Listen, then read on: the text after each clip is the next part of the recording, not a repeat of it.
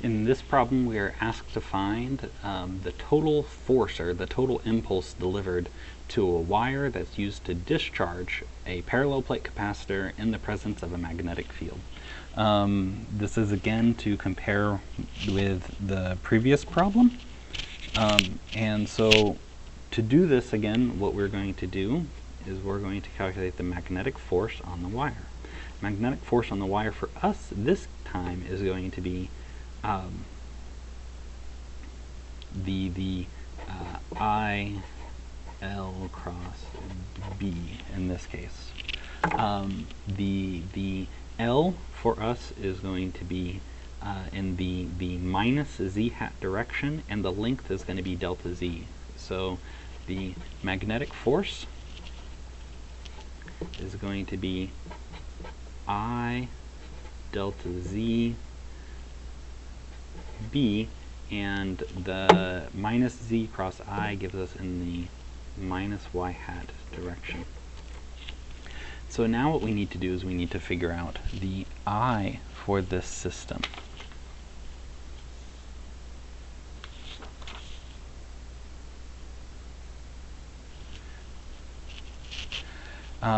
Now the I for this system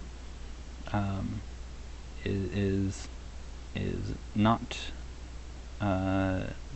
difficult to figure out, right?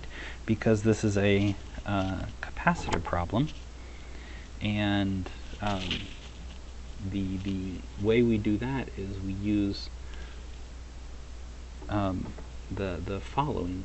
We have a resistive wire, so I is going to be equal to V over R, and V for a capacitor, right, is by definition the V for a capacitor is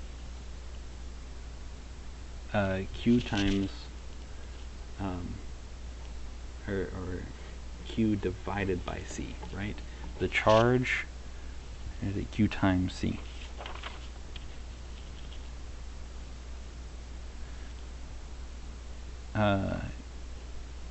Yeah, V for capacitor is Q divided by C. That's correct.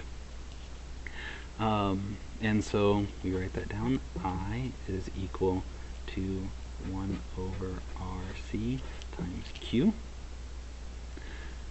That doesn't seem very helpful until we know the definition, right?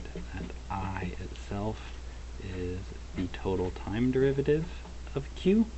And so writing that down will give us dq over dt is equal 1 over RC times Q. It gives us a differential equation for the system. This is a simple first order differential equation. I actually want a minus because I'm discharging here.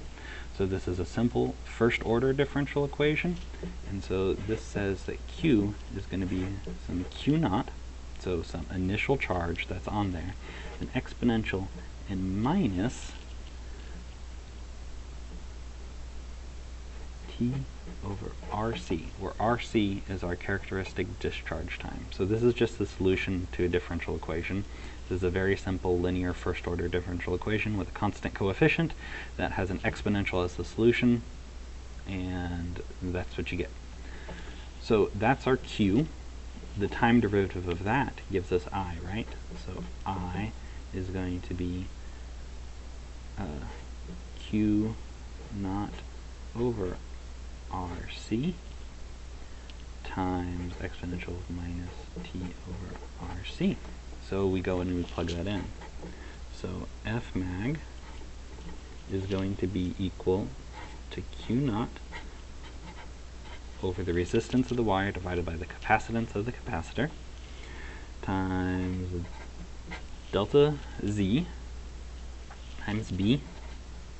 And then we have this tiny part here, this time-dependent part,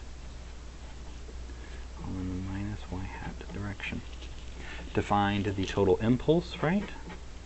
Impulse is integral dt times the magnetic force, and that becomes pretty easy. Q naught delta ZB over RC. Now we have to integrate our time part, right here, minus y hat. And we have the integral 0 to infinity. We let it completely discharge dt, exponential minus t over rc. You go ahead, you do this integral. This is a trivial integral. Integral is an exponential. This simply gives us rc. It's going to cancel there and there. So the total impulse delivered will be q naught delta z b in the minus y hat direction. And we want to compare this impulse to the total impulse stored in the field earlier. We calculated that in the previous problem. So we look at that previous problem, and we see that the total impulse here matches exactly the total impulse we calculated above. Very cool.